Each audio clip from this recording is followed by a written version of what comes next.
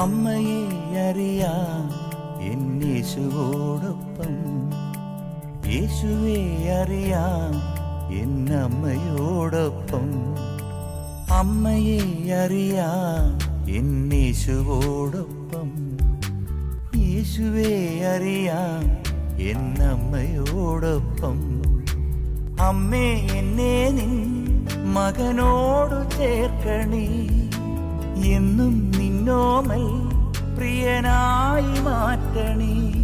ഇനി എന്നും എന്നുള്ളിൽ പുതു സ്നേഹമാകണേ, ഇനി എന്നും എന്നുള്ളിൽ പുതു സ്നേഹമാകണേ. അമ്മേ മരിയേ, എൻ കണ്ണിനൊളിയേ, എന്നുള്ളിൽ തണുവേ, എൻ പുണ്യം നീയേ. അമ്മേ മരിയേ, എൻ കണ്ണിനൊളിയേ, എന്നുള്ളിൽ തണുവേ, എൻ പുണ്യം നീയേ. ഒരുപാട് ആനന്ദത്തോടെ സന്തോഷത്തോടെ നമ്മൾ കൂടിയിരിക്കുക. അമ്മയുടെ മടിയിൽ എല്ലാവരും ചേർന്ന് ഇവിടെ നമ്മൾ വലിയ ക്ലാസ്സോ പഠനമൊന്നുമല്ല, മറിച്ച് നമ്മൾ ആഘോഷിക്കുകയാണ് അമ്മയുടെ മടിത്താരയിൽ, ആ മടിയോട് ചേർന്ന്, അമ്മയുടെ വിമല ഹൃദയത്തോട് ചേർന്ന്. ഗലീലയിലെ കാനായിൽ ഒരു വിവാഹ വിരുന്ന് നടന്നു. യേശുവിൻ്റെ അമ്മ അവിടെ ഉണ്ടായിരുന്നു. അതല്ലേ വചനം? അതെ. ഞാൻ പെട്ടെന്ന് ഇങ്ങനെ ചിന്തിച്ചു പോയി, യേശുവിൻ്റെ അമ്മ അവിടെ ഇല്ലായിരുന്നെങ്കിലോ? ശരിക്ക് രക്ഷാകര തലങ്ങളിലെ ഒരു ഒരു ഒരു പൾസ് അങ്ങോട്ട് മാറും എന്ന് പറഞ്ഞാൽ ആ താളത്തിനൊരു മാറ്റം ഉണ്ടാകും. യേശുവിൻ്റെ അമ്മ അവിടെ ഇല്ലായിരുന്നെങ്കിൽ. എൻ്റെ പ്രിയമുള്ളവരെ, ഇന്ന് ഈ കാലഘട്ടത്തിൻ്റെ താളപ്പിഴയുടെ കാരണം മറ്റൊന്നുമല്ല തന്നെ യേശുവിൻ്റെ അമ്മ.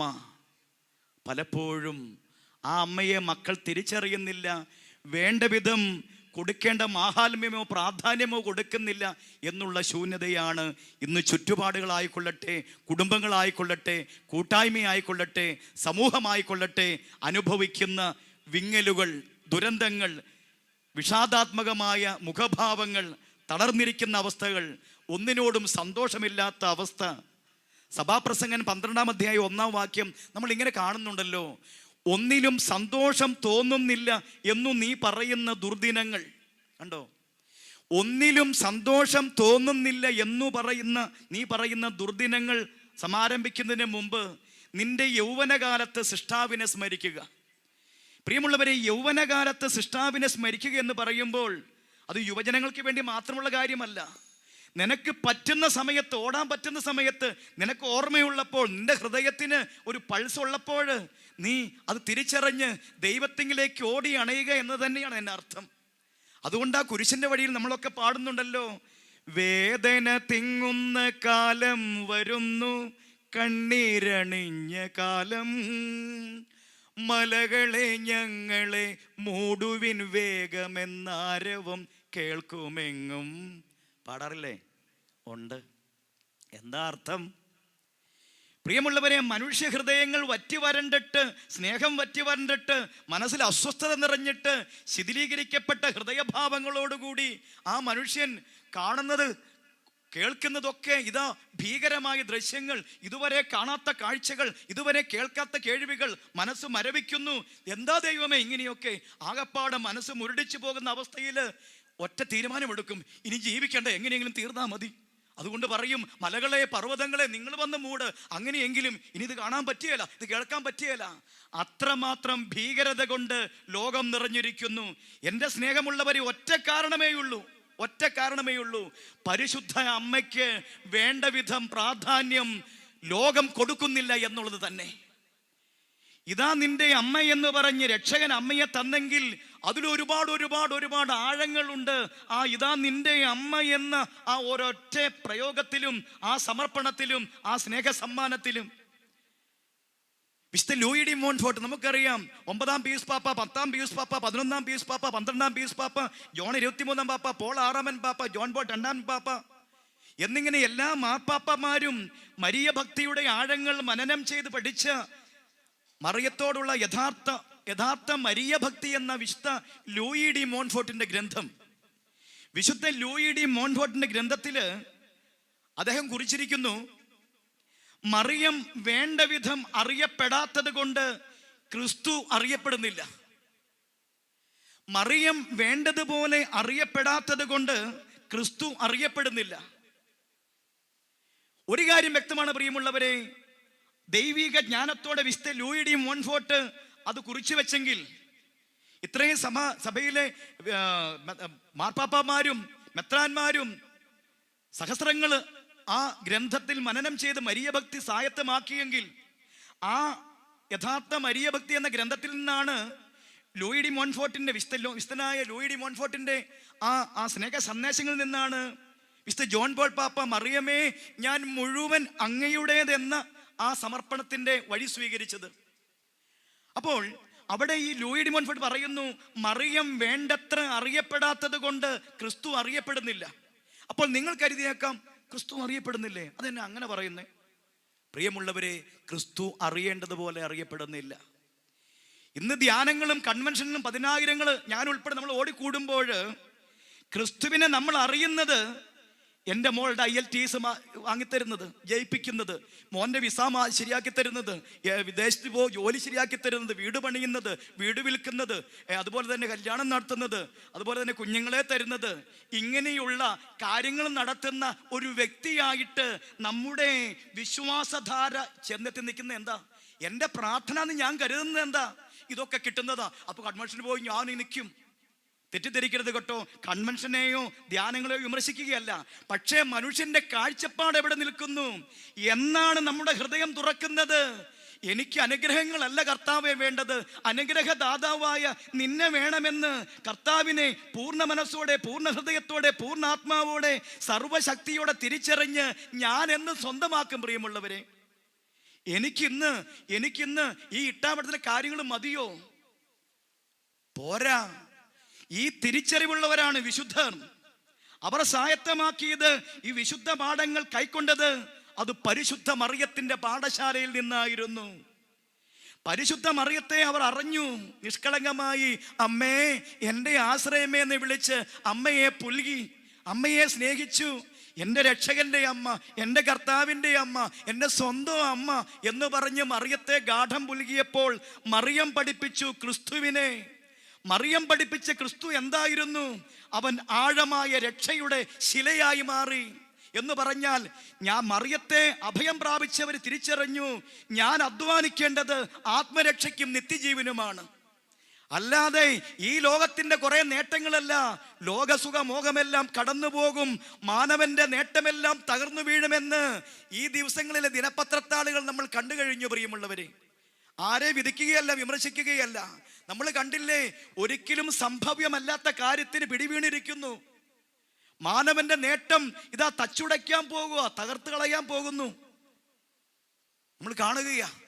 അതുകൊണ്ട് ഓർക്കാൻ നമുക്ക്, ഇനി ഈ ലോക നേട്ടങ്ങൾക്ക് വേണ്ടിയുള്ള പരക്കം പാച്ചിൽ നിർത്തുവാനാണ് യഥാർത്ഥ മരിയ ഭക്തിയുടെ ആഴം. അതുകൊണ്ട് എൻ്റെ സ്നേഹമുള്ളവരെ, ഇന്ന് മുതൽ 4 ദിവസം നമ്മളിവിടെ മരിയ ഭക്തിക്ക് കൂടുകയാ, ഈ അമ്മയുടെ മടി കൂടുകയാ. നമ്മുടെ മനോഭാവങ്ങൾക്ക് മാറ്റമുണ്ടായില്ലെങ്കിൽ, എന്തെങ്കിലും കുറെ കാര്യസാധ്യത്തിന് വേണ്ടിയുള്ള ചില നിലപാടാണ് എൻ്റെയും നിൻ്റെയും എങ്കിൽ, അത് വെറും നിശൂന്യമായ ഒരു ഭക്തി എന്ന് പറയണം. മറിച്ച് അതല്ല മരിയ ഭക്തി. മരിയ ഭക്തി എന്നുള്ളത് എനിക്ക് രക്തം കൊടുത്തും എൻ്റെ സഭയെ പടുത്തുയർത്തുക, എൻ്റെ കർത്താവിന് വേണ്ടി നിലകൊള്ളുക, എന്നെ ദൈവം സൃഷ്ടിച്ച ദൈവത്തിൻ്റെ പദ്ധതി പൂർത്തീകരിക്കുവാൻ എന്തും ത്യാഗം സഹിച്ചും ഞാൻ ജീവിതം സമർപ്പിക്കുക. ഈ തിരിച്ചറിവിലേക്കുള്ള ആ മനനം ചെയ്യുന്ന അനുഭവത്തിലേക്ക് മറിയം പഠിപ്പിക്കുന്ന തിരിച്ചറിവിൽ അമ്മയോട് ചേരുന്നതാണ് യഥാർത്ഥ മരിയ ഭക്തി. അതുകൊണ്ട് അങ്ങനെയുള്ള കാഴ്ചപ്പാടിൽ മാത്രം നമ്മൾ ഈ കൺവെൻഷന് പങ്കെടുത്താൽ മതിയെന്നാണ് വിനീതമായ ഒരു പങ്കുവെക്കൽ. അപ്പോൾ നമ്മൾ ഇതൊരു ആമുഖമായി പറഞ്ഞതേ ഉള്ളൂ. നമുക്കറിയാം, ആന്തരിക സൗഖ്യധ്യാനമുണ്ട്, അല്ലെങ്കിൽ ദിവ്യകാരുണ്യ കൺവെൻഷനുണ്ട്, ആത്മാഭിഷേക കൺവെൻഷനുണ്ട്, അതുപോലെ തന്നെ തിരുരക്താഭിഷേക കൺവെൻഷനുണ്ട്, തിരുരക്താഭിഷേക കൺവെൻഷനുണ്ട്. ഒരുപാട് കൺവെൻഷൻ്റെ മധ്യേ ഇതെന്താ ഈ മരിയൻ കൺവെൻഷന് പ്രസക്തി? ചിലരെങ്കിലും മനസ്സിങ്ങനെ നെറ്റി ചുളിക്കും, ഇത്രമാത്രം ഈ മറിയത്തെ കുറിച്ച് പറയേണ്ടതുണ്ടോ? എൻ്റെ എളിയ ജീവിതത്തിലെ മാതാവിനോട് ഒരു വലിയ സ്നേഹമുണ്ട് പ്രിയമുള്ളവരെ. അത് ഒരു അവർണ്ണനീയമായ സ്നേഹം തന്നെയാണ്. അപ്പോൾ എനിക്കറിയാം ഇവിടെ ഇരിക്കുന്ന ഓരോ കുഞ്ഞിനും അമ്മയോട് അടങ്ങാത്ത സ്നേഹവും വാത്സല്യവും അമ്മയോടുള്ള ആശ്രയബോധവും ഉണ്ട്. അതുകൊണ്ട് നിങ്ങളോടൊന്നും വലിയ ആഴമായ മരിയ സ്നേഹവും പഠിപ്പിക്കാനൊന്നും ഞാൻ ആളല്ല, എനിക്ക് അറിയത്തുമില്ല. പക്ഷേ ഒരു കാര്യം പ്രിയമുള്ളവരെ, അമ്മയെ സ്നേഹിക്കാതെ ഒരിക്കലും എനിക്ക് ഈശോയെ സ്നേഹിക്കാൻ പറ്റിയല്ല. അമ്മയെ സ്നേഹിക്കാതെ ഒരിക്കലും യഥാർത്ഥ ഒരു ആത്മീയ ജീവിതത്തിൽ വിജയിക്കാൻ പറ്റിയല്ല. അമ്മയിൽ നിന്ന് പഠിക്കാതെ ഒരിക്കലും നമ്മുടെ ജീവിതം സന്തോഷദായകമാകിയല്ല. ഇന്ന് നോക്കിക്കേ, ധ്യാനങ്ങളില്ലാത്തത് കൊണ്ടാണോ പ്രിയമുള്ളവരെ? കൺവെൻഷൻ ഇല്ലാത്തത് കൊണ്ടാണോ? ഒന്ന് ചിന്തിച്ച് നോക്കി. എവിടെ നോക്കിയാലും എൻ്റെ പൊന്നച്ഛ പ്രാർത്ഥിക്കണോ അച്ഛ, ആകെപ്പാട് പ്രശ്നം അച്ഛ, എൻ്റെ സിസ്റ്ററെ ഒരു സമാധാനവും ഇല്ല സിസ്റ്ററെ, എൻ്റെ ബ്രദറെ ആകെപ്പാട് വലിയ വിഷയം ബ്രദറെ. എന്താ? എല്ലാ ഹൃദയങ്ങളിൽ നിന്നും അധരങ്ങളിൽ നിന്നും മനോഭാവങ്ങളിൽ നിന്നും ഈ ഒരു പരാതിയല്ലേ കേൾക്കാനുള്ളൂ? എന്താ കാരണം? പ്രിയമുള്ളവരെ, അമ്മ ആ ജീവിതത്തിൽ ഇല്ല എന്ന് തന്നെയാണ്. പരിശുദ്ധ അമ്മയുണ്ടെങ്കിൽ ഏത് പ്രതികൂലതയിലും പിടിച്ചു നിൽക്കാനുള്ള കെൽപ്പായി അമ്മ നിലകൊള്ളും എന്ന് പറഞ്ഞാൽ നമ്മൾ പാടാറില്ലേ? നമ്മൾ പാടാറുണ്ട്, വിജ്ഞാനത്തിൻ വേദികയെ മാനവനുത്സവദായികയെ ദൈവികമാം പനി നീർസുമമേ പ്രാർത്ഥിക്കണമേ ഞങ്ങൾക്കായി. എന്തൊരു വിശേഷണം അത്! വിജ്ഞാനത്തിൻ വേദികയെ മാനവനുത്സവദായികയെ. കണ്ടോ?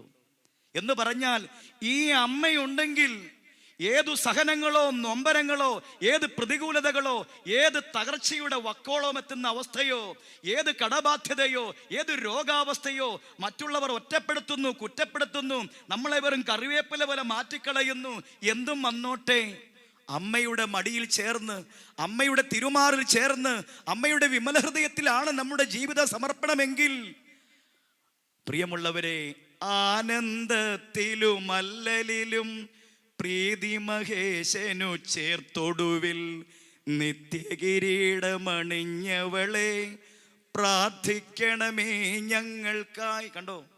ആനന്ദത്തിലും അല്ലലിലും പ്രീതി മഹേശന്. എനിക്ക് സന്തോഷം വന്നാലും എനിക്ക് ദുഃഖം വന്നാലും എന്നെ മറ്റുള്ളവർ തള്ളിക്കളഞ്ഞാലും എൻ്റെ കർത്താവിനാ മഹത്വമെന്ന് ആ വിമല ഹൃദയം മന്ത്രിച്ചു.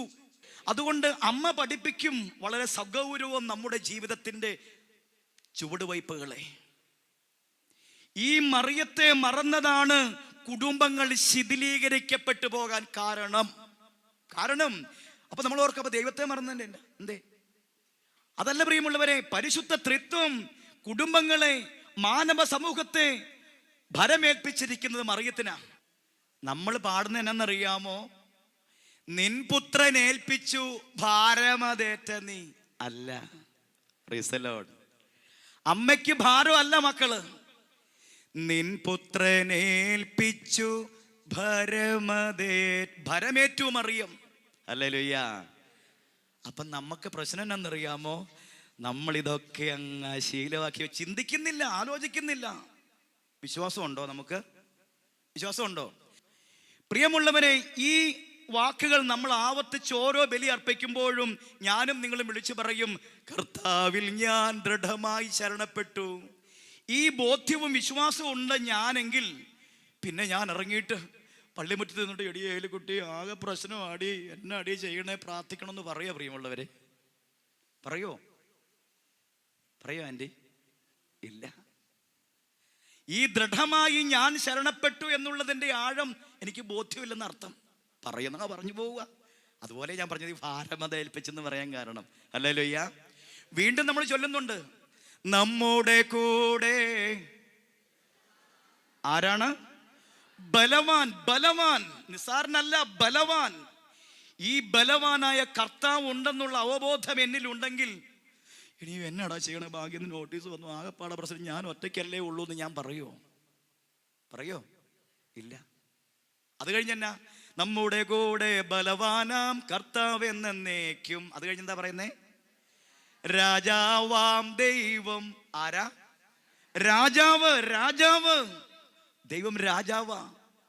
ഈ രാജാവിൻ്റെ മോനാ ഞാനും, മക്കളാ നിങ്ങളും. എന്നിട്ട് നമ്മൾ മക്കൾ പറയുന്നത് എന്നാ, അതില്ലേ ഇതില്ലേ എന്ന് പറഞ്ഞ് ഇങ്ങനെ കെഞ്ചി നടക്കുന്ന ഒരാത്മീയത മാറ്റണം. പ്രിയമുള്ളവരെ, വിശ്വാസത്തിന്റെ ആഴം വേണോ? മറിയം പഠിപ്പിക്കണം. മറിയം പഠിപ്പിക്കാതെ, പരിശുദ്ധ അമ്മ പഠിപ്പിക്കാതെ ഞാനും നീയും വിശ്വാസത്തിൽ വളരില്ല. ഒരു ചെറിയ കാറ്റടിക്കുമ്പോൾ ഒലഞ്ഞു പോകും. അഭിഷേകമൊക്കെ നിറയും, അഗ്നി പെയ്തിറങ്ങും, ഒക്കെ ശരിയാ. അതാ പറയുമ്പോഴും പാടുമ്പോഴും മാത്രമേ ഉള്ളൂ. ഞാനും നീ ഒറ്റയ്ക്കാകുമ്പോൾ വിശ്വാസത്തിൽ നകന്നു പോകും. എന്നാൽ ഒരു പീറ പിള്ളക്കച്ച മാത്രം സ്വന്തമാക്കി ദൈവം മനുഷ്യനായി കാലിത്തൊഴുത്തിൽ പിറന്നു. അവിടെ ഈ മറിയത്തിന്റെ ആ ഹൃദയം മന്ത്രിച്ചു. ഇത് കാലിത്തൊഴുത്താണെങ്കിലും പിള്ളക്കച്ച കീറയാണെങ്കിലും തണുപ്പ് മാറ്റാൻ ഒരു തുണ്ട് തുണി പോലും ഇല്ലെങ്കിലും ഈ കിടക്കുന്നത് ദൈവം പുത്രനാണെന്ന് മറിയം വിശ്വസിച്ചു. ഉണരുക ജോസഫേ, കയ്യിൽ ശിശുവിനെ എടുത്ത് ഇന്ന് തന്നെ പൊക്കോ, പലായനം ചെയ്തോ.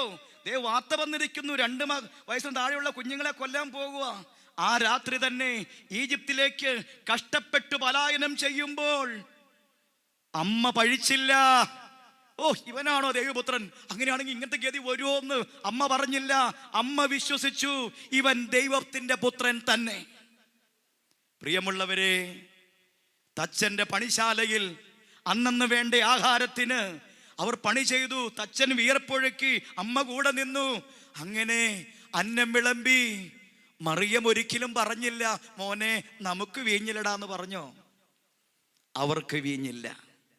അതാണ് മറിയം, അതാണ് അമ്മ. സഹോദരങ്ങളെ, ഈ അമ്മ നിസാരയല്ല. ഈ അമ്മയെ മഹത്വപ്പെടുത്തണം. പ്രഭാഷകന്റെ പുസ്തകം 3-ാം അധ്യായം 4-ാം വാക്യം, അമ്മയെ മഹത്വപ്പെടുത്തുന്നവൻ നിക്ഷേപം കൂട്ടിവെക്കും. അമ്മയെ മഹത്വപ്പെടുത്തുന്നവൻ നിക്ഷേപം കൂട്ടിവെക്കും. നമുക്കറിയാം, നമ്മുടെ കൺമുമ്പിൽ കണ്ടറിഞ്ഞ ഒരു ജീവസാക്ഷ്യമാണ് ആദരണീയനായ മോൺസിഞ്ഞോർ CJ വർക്കി അച്ഛൻ. കുളത്തുവയൽ മുതൽ ഇവിടെ ഈ താമരശ്ശേരി, ഇവിടെ മുഴുവൻ ചുറ്റി നമുക്കറിയാം, ദേശത്തിന്റെ മുഴുവൻ സ്പന്ദനമായി ആ ജീവിതം നടന്ന് കർത്താവിന് വേണ്ടി പണിയെടുത്തപ്പോൾ ഉറപ്പ്.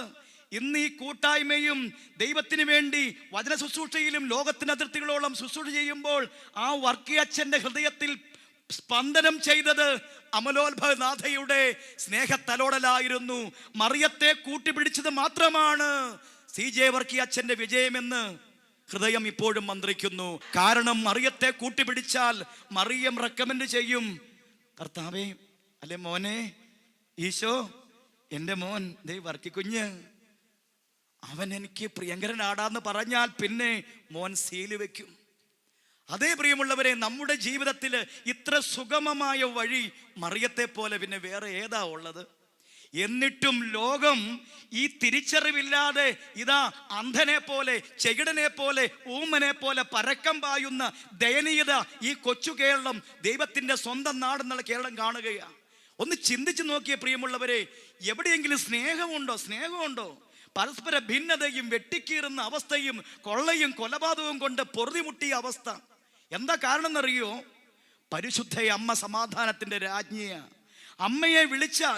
അമ്മയെ വിളിച്ച് കുടുംബത്തിന് കാവലം നിർത്തിയാൽ മാലാഖമാരുടെ രാജ്ഞി, ബാബാന്മാരുടെ രാജ്ഞി, സ്ലീഹന്മാരുടെ രാജ്ഞി, ദീർഘശികളുടെ രാജ്ഞി, വേദസാക്ഷികളുടെ രാജ്ഞി, വന്ദകരുടെ രാജ്ഞി, കന്യകളുടെ രാജ്ഞി, ഈ രാജ്ഞി പദം വിളിച്ച് പരിശുദ്ധ അമ്മയെ വിളിക്കുമ്പോൾ വിശുദ്ധ ഡൊമിനിക് പറയുന്നു, ഈ രാജ്ഞി പദം വിളിച്ച് അമ്മയെ വിളിക്കുമ്പോൾ ഈ സ്വർഗം മുഴുവൻ കടന്നു വരും. മാലാഖമാര് വരും, ബാബാന്മാര് വരും, സ്ത്രീകന്മാര് വരും, ദീർഘശികൾ വരും, വേദസാക്ഷികൾ വരും, വന്ദകർ വരും. അങ്ങനെ സ്വർഗം മുഴുവൻ അണിചേർന്ന് കഴിയും ഒരു ജപമാല ചൊല്ലിക്കഴിയുമ്പോൾ. കാരണം ഈ രാജ്ഞിയോടുകൂടി മാലാഖമാർ വരും. സഹോദരങ്ങളെ, ജപമാല പ്രാർത്ഥന മരവിച്ചുപോയി. കുടുംബങ്ങളിൽ നിന്ന് ഈ പ്രാർത്ഥന അറ്റുപോയി. അമ്മ കുടുംബത്തിൽ ഇല്ലാതെയായി മാറി. ഗലീലയിലെ കാനായിൽ വിവാഹ വിരുന്ന് നടന്നു. യേശുവിൻ്റെ അമ്മ അവിടെ ഉണ്ടായിരുന്നു. ദൈവത്തിൻ്റെ സ്വന്തം നാടെന്ന് പറയുന്ന ഈ കൊച്ചു കേരളത്തില് ആദ്യകാലങ്ങളിൽ ജപമാല ഭക്തിയുടെ ആഴമുണ്ടായിരുന്നു, ഉത്തിരീയ ഭക്തിയുടെ ധന്യതയുണ്ടായിരുന്നു, വണക്കമാസ ആചരണത്തിന്റെ പൂർണ്ണതയുണ്ടായിരുന്നു, എത്രയോ സുന്ദരമായിരുന്നു. അന്ന് പട്ടിണിയും പരിവട്ടവും ഒക്കെ ഉണ്ടെങ്കിലും എല്ലാം സഹിച്ചും ക്ഷമിച്ചും സ്നേഹിച്ചും പരസ്പരം പങ്കുവെച്ചും നടന്നപ്പോൾ പരാതിയില്ല, പരിഭവമില്ല, സമാധാനക്കുറവില്ല. അഥവാ ഉണ്ടായാലും അതൊക്കെ പറഞ്ഞു തീർക്കുന്ന ഒരു ബന്ധം. ഭാര്യ ഭർത്തൃ ജീവിതങ്ങളിൽ വിള്ളലുണ്ടായാലും സന്ധ്യയാകുമ്പോൾ കർത്താവിൻ്റെ മാലാഖ ചൊല്ലി ജപമാല ചൊല്ലി കഴിയുമ്പോഴേക്കും ആ പിണക്കം മാറിക്കഴിഞ്ഞിരിക്കും. കാരണം സെഹിയോൻ മാളികയിൽ ഭിന്നിച്ചു നിന്ന ശിഷ്യഗണങ്ങളെയല്ലേ, തങ്ങളിൽ ആരാണ് വലിയവനെന്നൊക്കെ മത്സരിച്ച ശിഷ്യഗണങ്ങളല്ലേ അവരെ അമ്മ ഒരുമിച്ച് ചേർത്തു. അമ്മ ഓർമ്മിച്ച് ചേർത്തപ്പോൾ ജപമാല മണിമുത്തുകൾ പോലെ അവർ കോർക്കപ്പെട്ടു. അമ്മ എവിടെ വെച്ച് മക്കളെ ഒരുമിച്ച് കൂട്ടുന്നു, അവിടെ പരിശുദ്ധാത്മാവ് എഴുന്നള്ളി വരും. സഹോദരങ്ങളെ, അമ്മ ഒരുമിച്ച് കൂട്ടാൻ ഇന്ന് അമ്മയെ വിളിക്കുന്നില്ല ആരും. കാരണം ഞാനും നിങ്ങളൊക്കെ ഈ ആധുനികതയുടെ തിളപ്പിൽ കിടന്നു മറിയുക. ഞാനും നീയൊക്കെ ധരിച്ചു വച്ചിരിക്കുന്നത് ഈ ലോക നേട്ടമുണ്ടേ പിന്നെ എല്ലാം നേടിയെന്ന. അസ്ഥിരമല്ലോ ഭുവനവും അതിലേ, പേടിയാവുന്നുണ്ടല്ലേ, ജഡികാശകളും നീർപ്പോളകൾ പോലെല്ലാം എല്ലാം മാഞ്ഞടിയുന്നു അല്ലേ. വിടവാങ്ങുന്നേൻ നശ്വരമുലകിൽ വിടുതി എനിക്കായി നൽകിയ വസതി. അതേ പ്രിയമുള്ളവരെ, അസ്ഥിരമല്ലോ ഭുവനം, ഇതിലെ ജഡികാശ നീർപ്പോളകൾ പോലെ. അതുകൊണ്ടാ മറിയം ആ ഇല്ലായ്മയിൽ ആനന്ദമുള്ളവളായി മാറിയത്. പരാതി നിർത്തിക്കൂടെ നമുക്ക്? ഇല്ലേ അല്ല, ഉണ്ട്. ഈ അമ്മയുണ്ടെങ്കിൽ എനിക്ക് സ്വർഗമുണ്ട്. വിശുദ്ധ കൊച്ചുത്രേസ്യ അതിന് ഉത്തരം കണ്ടെത്തി. കൊച്ചുത്രേസ്യ പറഞ്ഞു, ഈശോയുമായി ഭയങ്കര കണക്ഷനായിരുന്നു കൊച്ചുത്രേസ്യക്ക്. കൊച്ചുത്രേസ്യ പറഞ്ഞു, ഈശോയെ നീ വലിയ മിടുക്കനായത് എങ്ങനെയാണെന്ന് ഞങ്ങൾക്കറിയാം, എനിക്കറിയാം. ഇങ്ങനെ ഒരു അമ്മയുണ്ടെങ്കിൽ ആർക്കാ മിടുക്കനാകാൻ പാടില്ലാത്തത്? സഹോദരങ്ങളെ, ഉറപ്പാ നമ്മൾ കാണുന്നില്ലേ? ഇത് നമ്മൾ ആരെ വിമർശിക്കുന്നതല്ല, ചുറ്റുപാടുകൾ നമ്മളെല്ലാം കാണുന്നുണ്ട്. ഒന്ന് ചിന്തിച്ച് നോക്കിയേ. ദിനപത്രങ്ങൾ എടുത്ത് നോക്കുമ്പോൾ നമ്മൾ നോക്കുക, എന്നതാ കാണുന്നത്, എന്താ കേൾക്കുന്നത്? ഇങ്ങനെ ഒരു അവസ്ഥ നമ്മളെ മതിക്കും. അതോ ഈ 20 വയസ്സും 22 വയസ്സുള്ള കുഞ്ഞുമക്കള് അവരോ കഞ്ചാവിലും മയക്കുമരുന്നിലൊക്കെ ഇത് കിടക്കുക. ഒന്ന് ആലോചിച്ച് നോക്കിക്കേ. ഇനിയോ ചെയ്തു തീർക്കാത്ത ഹീനതകളില്ല. അതുപോലെ കുടുംബങ്ങളൊക്കെ എന്തുമാത്രം തകർച്ചകൾ, അതായത് വിവാഹമോചന കേസിൻ്റെ ഒക്കെ ഒരുപാട് ഭീകരതകൾ. സത്യത്തിൽ പത്രോസെ മേരി ഇന്നു മുതൽ സുഖത്തിലും ദുഃഖത്തിലും സന്തോഷത്തിലും സന്താപത്തിലും ആരോഗ്യത്തിലും അനാരോഗ്യത്തിലും സമ്പത്തിലും ദാരിദ്ര്യത്തിലും ഏക മനസ്സോടെ ജീവിക്കാനുള്ള കൂദാശ വിവാഹം, അത് എൻ്റെ ജീവിത പങ്കാളിക്ക് കുറവുണ്ടെങ്കിലും എൻ്റെ കർത്താവ് തന്നുള്ള അവബോധം കിട്ടണമെങ്കിൽ പ്രിയമുള്ളവരെ, അത് ദൈവിക ജ്ഞാനവും ആവശ്യമുണ്ട്. ഈ ദൈവിക ജ്ഞാനം ലഭ്യമാകുന്നത് എങ്ങനെയാ? അത് ദൈവിക ജ്ഞാനത്തിൻ്റെ ഉറവിടം ദിവ്യകാരുണ്യമാണ്. ആ ദിവ്യകാരുണ്യത്തിലേക്ക് നമ്മളെ ഒട്ടിച്ചു നിർത്തുന്ന ദിവ്യകാരുണ്യത്തിൻ്റെ അമ്മയാണ് പരിശുദ്ധ മറിയം. അവളെ ബോധജ്ഞാനത്തിൻ്റെ സിംഹാസനമേ എന്ന് വിളിക്കുന്നു. എന്ന് പറഞ്ഞാൽ പരിശുദ്ധ അമ്മയെ സ്നേഹിച്ചു കഴിഞ്ഞാൽ ബോധവും ജ്ഞാനവും നിറയാൻ തുടങ്ങും. ബോധവും ജ്ഞാനവും നിറഞ്ഞു കഴിഞ്ഞാൽ എനിക്ക് കാര്യങ്ങളെ ദൈവികമായി കാണാനുള്ള സിദ്ധി ലഭ്യമാകും. Hallelujah, hallelujah. ഇത് നഷ്ടപ്പെടുന്നു. ആരോടും പരാതി പറഞ്ഞിട്ട് കാര്യമൊന്നുമില്ല. നമ്മൾ ചിന്തിക്കണം, നമ്മൾ മനസ്സിലാക്കണം. എന്താ? പരിശുദ്ധ അമ്മ എല്ലാം മനോഹരമായി ക്രമപ്പെടുത്തുവാൻ ഏറ്റവും മുൻപിൽ നിൽക്കുന്ന സ്വർഗത്തിൻ്റെ സ്നേഹ സമ്മാനമാണ് അമ്മ. മറിയത്തെ കൂട്ടുപിടിച്ചതാണ് പഴയ നമ്മുടെ പൂർവികരും തലമുറകളൊക്കെ ജീവിത വിജയവും വിശുദ്ധിയും നേടിയതിൻ്റെ ദിവ്യ രഹസ്യം. അതുകൊണ്ടാണ് പരിശുദ്ധ അമ്മയെ വിളിക്കുന്നത് ദിവ്യ രഹസ്യങ്ങളുടെ റോസാ പുഷ്പമേ, ദിവ്യ രഹസ്യങ്ങളുടെ റോസാ പുഷ്പമേ. പ്രിയമുള്ളവരെ, ആ റോസാ പുഷ്പമായി മാറിയതിൻ്റെ പിന്നില് ഒരു വലിയ ദിവ്യ രഹസ്യമുണ്ട്. എന്താ? അതിന് സന്തോഷത്തിൻ്റെ പച്ചത്തണ്ടുണ്ട്, പ്രകാശരഹസ്യത്തിൻ്റെ പച്ചിലകളുണ്ട്, ദുഃഖരഹസ്യങ്ങളുടെ മുള്ളുകളുണ്ട്. അത്രയും കഴിഞ്ഞാണ് ദിവ്യരഹസ്യത്തിൻ്റെ ഈ പുഷ്പം വിരിഞ്ഞത്. അപ്പൊ ഈ അമ്മ പഠിപ്പിക്കുന്നതെന്നറിയാമോ? മോനെ, മോളെ, നിന്റെ ജീവിതത്തിലും നിന്റെ ഇല്ലായ്മയിലും വല്ലായ്മയിലും നിന്റെ തകർച്ചയിലും ഉയർച്ചയിലും നിന്റെ വിനീതഭാവത്തിലും ഉന്നതിയിലൊക്കെ ഇതാ നീ തിരിച്ചറിയുക, ദൈവം നിന്നെ സ്നേഹിക്കുന്നു. ആനന്ദത്തിലും അല്ലലിലും പ്രീതി മഹേഷിന് ചേർത്ത് ഒടുവിൽ നിത്യകിരീടം അണിഞ്ഞു പരിശുദ്ധ അമ്മ. അങ്ങനെയെങ്കിൽ പ്രിയമുള്ള സഹോദരങ്ങളെ, ഈ അമ്മയുടെ മഹത്വം വർണ്ണിക്കുവാൻ നമ്മൾ ഒരുമിച്ച് കൂടുന്ന ഈ ആദ്യ ദിനം ഞാൻ ഈ ആമുഖമായി പറഞ്ഞതേ ഉള്ളൂ. ഓർത്തുകൊള്ളുക, പരിശുദ്ധ അമ്മയോട് ചേർന്ന് ജപമാല പിടിച്ച് നമ്മൾ എത്രമാത്രം തീഷ്ണതയോടെ മുന്നേറുന്നു. നഷ്ടപ്പെട്ടു പോയ എല്ലാ തകർച്ചകളും ഇതാ ദൈവീയ ഉയർച്ചകളായി മാറ്റാൻ തക്കവിധം ശക്തമാണ് ജപമാല പ്രാർത്ഥന. അതൊക്കെ നിങ്ങൾ പറഞ്ഞു തരേണ്ട ആവശ്യമില്ല, നിങ്ങൾക്ക് എല്ലാം അറിയാം. പക്ഷെ ഞാൻ പറയുന്നതിന് കാരണം, ഈ ജപമാല പ്രാർത്ഥനയുടെ ഊഷ്മളതയും തീഷ്ണതയും നമ്മൾ പ്രചരിപ്പിക്കണം പ്രിയമുള്ളവരെ. മരിയ ഭക്തി അതിൻ്റെ അർത്ഥവും വ്യാപ്തിയും തിരിച്ചറിഞ്ഞ് നമ്മൾ പ്രചരിപ്പിക്കണം. കാരണം മറിയത്തെ അറിഞ്ഞാൽ പിന്നെ നമുക്ക് ക്രിസ്തുവിനെ അറിയാൻ പറ്റും. ക്രിസ്തുവിനെ വേണ്ട വിധം അറിഞ്ഞു കഴിഞ്ഞാൽ പിന്നെ നമ്മുടെ ജീവിതത്തെ ഗതി മാറ്റിമറിക്കപ്പെടും.